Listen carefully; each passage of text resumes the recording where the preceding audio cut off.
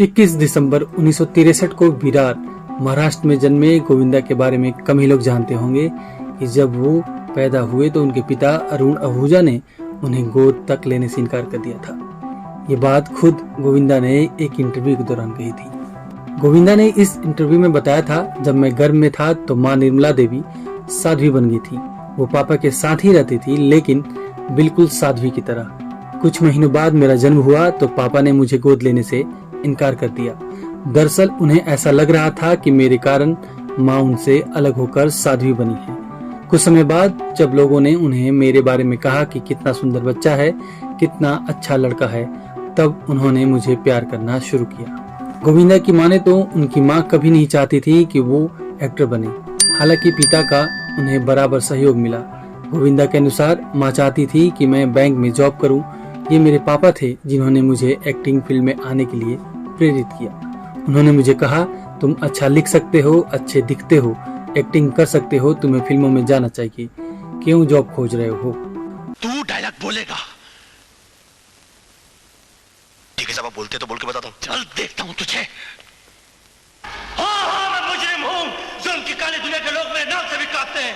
कुछ समय तक मैं माँ को बताए बगैर राजश्री प्रोडक्शन के चक्कर लगाता रहा, यह सोचकर कि शायद कोई काम मिल जाए।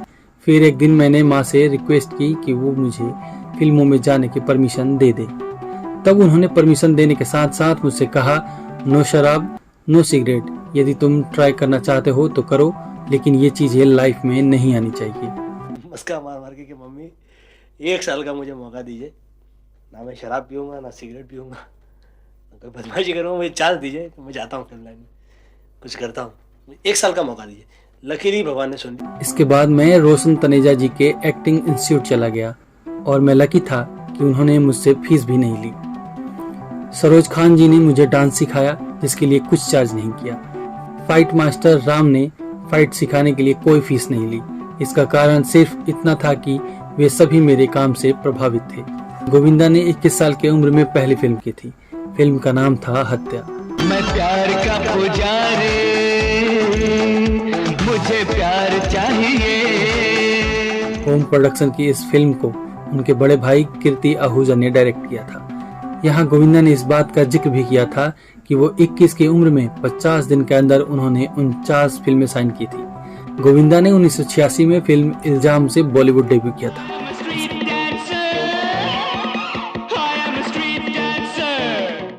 इसके बाद उन्होंने पीछे मुड़कर नहीं देखा और एक से बढ़कर एक हिट फिल्में दी। 90 के दशक में उनकी पॉपुलैरिटी चरम पर थी, जब उन्होंने राजा बाबू, कुली नंबर 1, दूल्हे राजा, बड़े मियाँ छोटे मियाँ और हसीना मान जाएगी जैसी हिट फिल्में दी।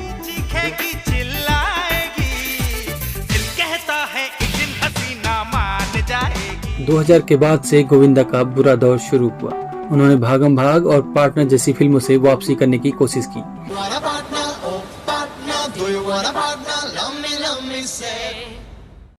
ऐसे ऐसे आगे बोल रहे यार। सुन तो सही, बताता हूँ ना।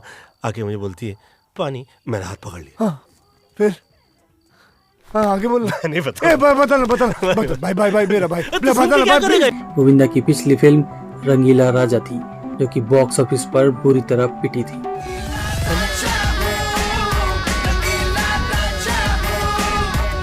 कम ही लोग जानते होंगे कि गोविंदा का पाकिस्तान से गहरा नाता है। उनके पिता अरुण आहूजा का जन्म गुजरानवाला पाकिस्तान में हुआ था। अरुण वहां से मुंबई आए और 1940 में महबूब खान की फिल्म औरत से बॉलीवुड में एंट्री ली। वे एक सक्सेसफुल एक्टर साबित हुए। कार्टर रोड पर उनका एक खूबसूरत बंगला भी था।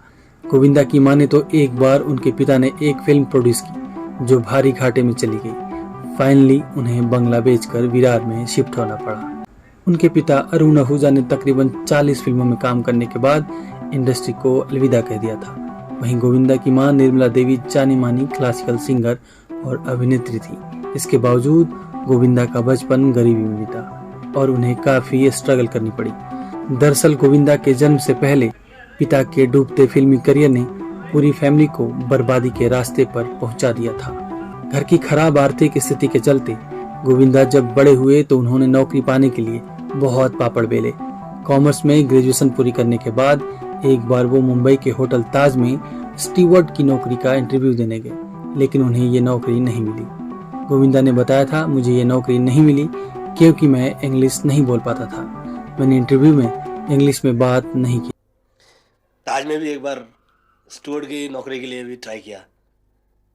फिर ये सवाल उठता था कि मेरे को इंग्लिश ठीक आती ही नहीं थी, तो कैसे अच्छी नौकरी मिलेगी, कहाँ जाऊँ, कुछ समझ में नहीं आता था क्या करूँ। कहा जाता है कि फिल्मों में साथ काम करते करते गोविंदा को एक्ट्रेस नीलम से प्यार हो गया था। एक एंटरटेनमेंट पोर्टल में छपे आर्टिकल के मुताबिक गोविंदा नीलम से शादी करना चाहते थे। नीलम के प्यार में गोविंदा ने एक बार सुनीता से अपनी सगाई तक तोड़ दी थी। हालांकि गोविंदा की मां चाहती थी कि वो डायरेक्टर आनंद सिंह की साली यानी सुनीता से शादी करे।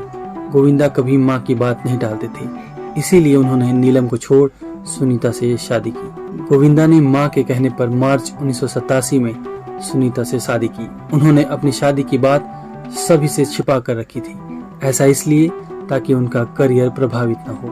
गोविंदा की शादी की बात तब सामने आई थी जब बेटी टीना का जन्म हुआ था। मीडिया रिपोर्ट्स के मुताबिक गोविंदा ने 1990 में एक मैगजीन को दिए इंटरव्यू में कहा था कि अपनी शादी के बाद भी वो नीलम को भूले नहीं थे। उन्होंने नीलम के साथ कई फिल्में की। वो चाहते थे कि नीलम सिर्फ उनके साथ ही स्क्रीन शेयर करे।